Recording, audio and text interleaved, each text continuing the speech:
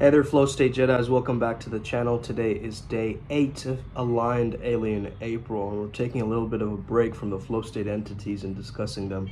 Today we're talking all about mantras. I had received a question about what is the proper way to recite a mantra so that I can stay in that concentration pocket, and what's the most effective way to use a mantra, okay? It's very, very interesting because when we understand mantras, we understand that they not only change the physical world, they change the metaphysical world, because the metaphysical affects the physical world, correct? Whereas with something like an affirmation, and you're saying like, I'm so grateful that I have a healthy body, for instance, that's a good example of an affirmation where you're applying an emotion to the actual statement to change this waking reality in some sense, this physical 3D existence. But mantras, they will change beyond the three-dimensional, okay? This goes into the mystical realms. The vibration or sound of the mantra is very, very important, okay? The way you pronounce it, so the pronunciation of the syllables. Mantras are great for making spiritual progress on your path. Mantra means mind instrument or mind tool, so you understand it's there to shape you in some way or create an outcome or result. It's a way of spiritually programming yourself, okay? That's kind of one way to look at it too. The first thing you want to be focused on is being comfortable how you are seated when you're saying the mantra. So let's say that where you're a little bit unstable, like right now I'm sitting on like a yoga ball type thing. This wouldn't be the most ideal way of chanting my mantra, okay? I want to be somewhere where I can be relaxed but alert at the same time, okay? A lot of people, they become too relaxed and then they fall asleep, or they become too alert and then their mind is kind of overstimulated in a sense.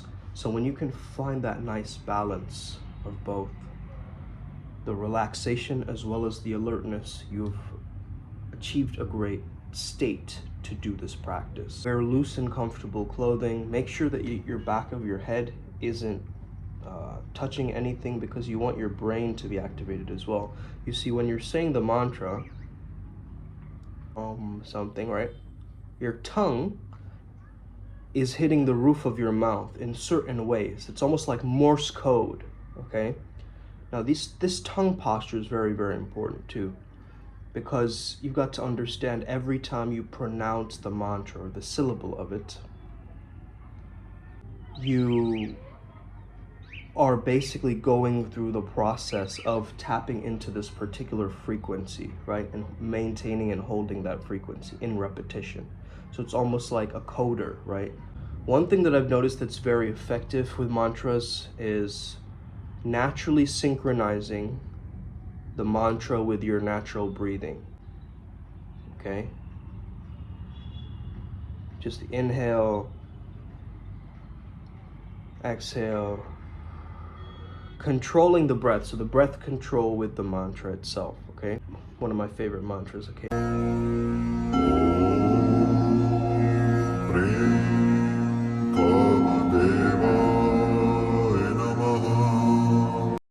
That's Kamadeva's mantra, and it's for attracting love in your life. So if you're ever interested in that, you know, it's very, very powerful, very, very powerful. By the way, doesn't my skin look clearer today? Right? I just hopped timelines like 2 days ago, 2 nights ago. So already I'm looking different. Like I'm looking more like my avatar, like a 3D rendition of myself or something, I don't know. So knowing the tune of the mantra as well, like, you know, so you know the Gayatri mantra, right? So basically, na na na na na na na na na na na na. If you just have that tune in your mind as you're saying the mantra, sometimes you might lose the mantra, or you might weave in and out of trance, you know, and all these things. But if you have the tune in your mind, you can keep it as a substrate, right, in the back of the mantra, and then kind of go back into it, still, so humming yourself into that new experience, humming yourself back into the flow. You want it to sound catchy enough to you, okay? That doesn't mean change the original words of the mantra or just, you know, modify it in some sense when you don't know Sanskrit or whatever, right? Make it catchy enough that you can repeat it in your mind like you're repeating a song. So a little bit of that musicality or musical quality in your voice will keep your consciousness attuned to it. At first, I remember a long time ago when I was practicing mantras, I would try to say the mantra in as many different ways as possible, okay? So that means that gave me no excuse to do it of like, oh, it doesn't sound right, or oh, it's not perfect yet, right? This perfectionism trap of how it's meant to be sound or be spoken. You do it high pitched, you do it low pitched, you do it like cartoon character voices, you would do it super slow, you do it super quickly, okay? Playing with this range and the pitch and the tone, this will give you a versatility within that mantra. You see, because you're seeing it and perceiving it, because you're perceiving it from so many perspectives and so many senses are being activated, you understand the mantra a lot more readily. You have now a supreme impact with that mantra. You know when you sing a prayer and it has this kind of sing-songy quality to it, right? Similar to a mantra. You want to have a little bit of that sing-songy quality to it. Not too much that you start actually singing rather than reciting, right? But if you're thinking something like, oh, it needs to be exactly 108 times, man, and if it's not 108, it's not going to be a perfect mantra practice, and if I don't get that, then... Whoa, okay? Keep it more so close to 108. Whatever we resist will persist, and whatever we judge, we will attract. Remember this, okay? Whatever we judge, we will attract. So if you judge your own bad mantra practice or it doesn't sound good, you're going to keep bringing up bad mantra practices. You get what I mean? Like, that's what is going to happen. But if you can actually figure out a way to sustain yourself in the present moment, where in the present moment there is abundance, right? You don't need to seek for something, or everything is exactly as you need it in the here and now, okay? You don't need anything external. Like right now, a blackout happened, okay? I was gonna get myself some caffeine, but then I realized I don't need it, okay? I just need to record this video to give you guys some massive value. And that's what I did. You see, we have everything we need. We're just always looking for these extra supplements and extra hacks and things of this nature. Like a lot of you guys, you know what to do when it comes down to this. You just need to sit down, make it a practice and chant.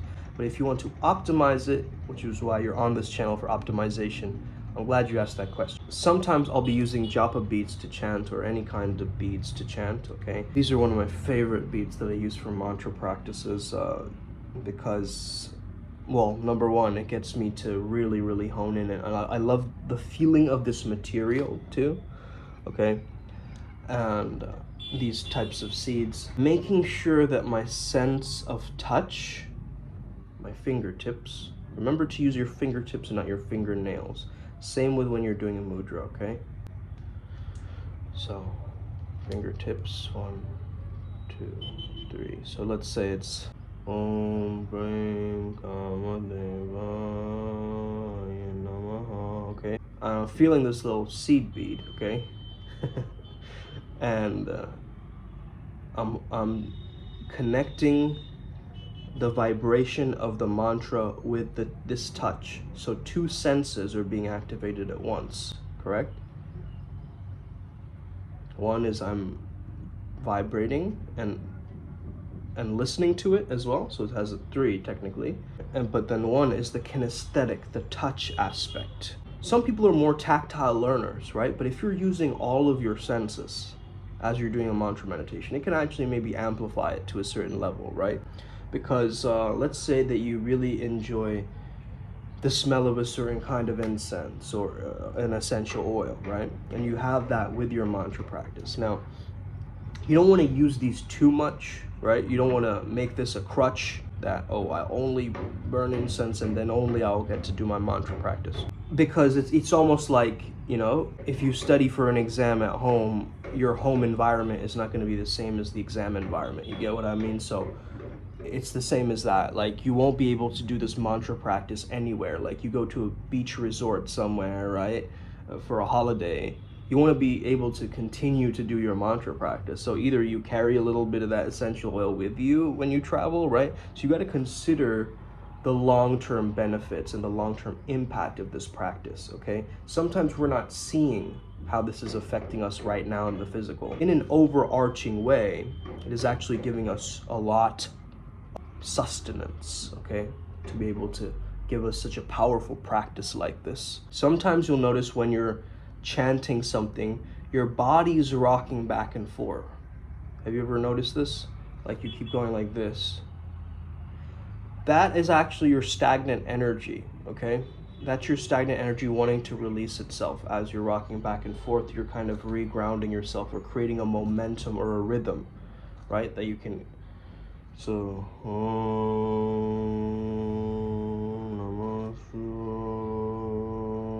right? You'll notice a lot of people rocking like this. But we also rock like this when we're scared. We also rock like this when we are, frightened. Like, you notice that, right? So the rocking actually creates this kind of little bit of that adrenaline push that you might not get otherwise, right? And so it's just you channeling that extra anxiety or that extra energy out into your physical body so it doesn't go up to the anxiety of the mind, okay? So a little bit of this rocking back and forward is actually helpful. Now, when you end a mantra, for instance, in the Gayatri mantra, you end with Om Shanti Shanti Shanti.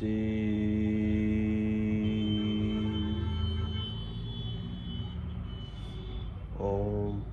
Okay, that is like the full stop on this entire essay. You get what I mean? It's like the final paragraph where you hand in the essay. You get what I mean? So having something like that to end the mantra off is really, really powerful. You notice that they do this in yoga practice, right? At the end of yoga practice as well. What this mantra does is it changes the frequency of the environment too, right?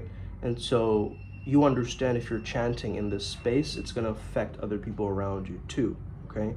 So really start to understand that once you chant this mantra, you're actually creating or changing the physical ripples of the space that you're in, okay? So it's basically prep work. When I was practicing transcendental meditation, right, they have the mantra practice there, right? What the practitioner told me when I was first getting initiated was that you need to keep going back to the mantra. Every time you get distracted, just keep going back to the mantra, right? It's like your mind is going to go like this and something's going to come up, and then it's going to be this constant practice of refocusing. That's the main practice, okay? And then once you can rest in it, it needs to be effortless, it needs to be innocent, it needs to be relaxed, it needs to be just what it is. You don't need to force this thing, okay? If you force a mantra out there, that's not the way that a mantra is supposed to be recited. A mantra is supposed to be recited in a very relaxed, effortless way, in your own mind even, right? Just being able to maintain that frequency, right? Now, is chanting a mantra going to help you way more than listening to it? Yes, of course. However, at the same time, don't limit yourself. Like, still listen to mantras because it's still having a doubling impact. You're still getting the vibrations. It's just a more doubled impact once you say it, actually, right? If you're a Westerner or something, you're having difficulty with Sanskrit mantras of some sort, ask for the pronunciation as close as you can to the pronunciation as possible. So practice that. That would be your refinement in a sense. You see, the thing is, chanting anything will get you into an altered state of mind, okay? You got to understand this. It's going to transcend you. It's called transcendental meditation, right? Basically, man, you got to make your esoteric practice and your mantra practice so smooth, okay? Make it as smooth as possible. Don't make it clunky. Don't be like, Om Namah Chi. Let it flow smoother as you're speaking it, okay? And this way, you'll be caught in the wave of the mantra, okay? It's almost like surfing. If you say it in a very rhythmical and fascinating way, almost like you're reciting poetry, right? But when you're reciting poetry, there's this performative aspect of it, like, look what I'm doing, right? When you're chanting a mantra, there's no performative aspect to it. It's just presence overrides the performance. There is no performance, okay? There's just you with your vocal cords producing these incredible sounds, or you're repeating it in your mind, right? And you might use some kind of a meditative device like this, okay, that helps you get into a meditative state easier, okay? You can get creative, right? If you don't want to use this, you want to use a like some repetitive motion with your hands, okay? Something like this, or you take a fidget spinner and you keep spinning it around like this. Okay, find your own thing, okay? Find your own thing. You don't have to use this.